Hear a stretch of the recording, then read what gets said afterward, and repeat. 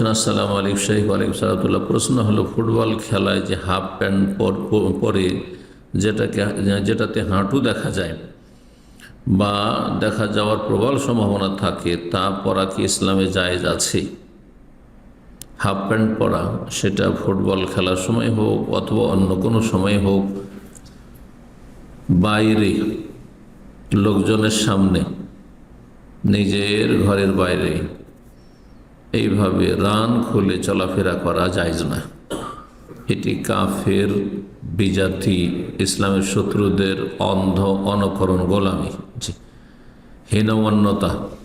যে আমার মনে হয় এই শ্রেণীর লোকদের ধারণা যে তাদের মনে হয় ইহুদি খ্রিস্টানরা পার্থিব ক্ষেত্রে সায়েন্স টেকনোলজিতে উন্নতি করেছে বিবস্ত্র হয়ে বা হাফ প্যান্ট পরে।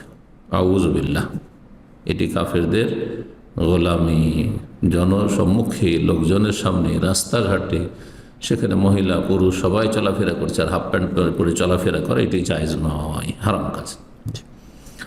তবে বিশেষ জায়গায়, বাড়ির ভিতরে যদি হাফ প্যান্ট পরে কোনো সময় থাকে অথবা লুঙ্গি পরে আছে আর রানের কিছুটা অংশ খুলেছে, আর কাছের লোকেরা, যদিও তারা পুরুষ লোক হোক অথবা যেমন এটি পুরুষদের ক্ষেত্রে বলছি, মহিলাদের ক্ষেত্রে বলছি না, মহিলাদের গোটা শরীর ঢেকে রাখার। তো যেমন নবী সাল্লাল্লাহু আলাইহি ওয়াসাল্লাম নিজের বাড়িতে মা আয়েশার ঘরে রান করেছিলেন। আবু বকর সিদ্দিক রাদিয়াল্লাহু তাআলা আনহু রুমে ঢুকলেন, রান খোলা ছিল, রানের কিছুটা অংশ খোলা ছিল। বিশেষ কারণে অনেক সময় তেল মালিশ করে মানুষ, অনেক সময় কোনো কিছুর প্রয়োজনে খোলা রাখে। ওমর রাদিয়াল্লাহু তাআলা আনহু আসলেন, তখনও খোলা থাকলো, ঢাকলেন না। কিন্তু উসমান রাদিয়াল্লাহু তাআলা আনহুকে যখন আসতে দেখলেন তখন ঢেকে, কারণ উসমান রাদিয়াল্লাহু তাআলা বড় লজ্জাশীল ছিলেন, দেখলে তিনি আর ঘরে ঢুকবেন না, চলেই যাবেন, সেই জন্য। তাহলে বোঝা গেল যে প্রয়োজন বোধে রানের কিছু অংশ খোলা যাবে, কিন্তু এইরকম নয় যে রাস্তাঘাটে যেখানে সেখানে।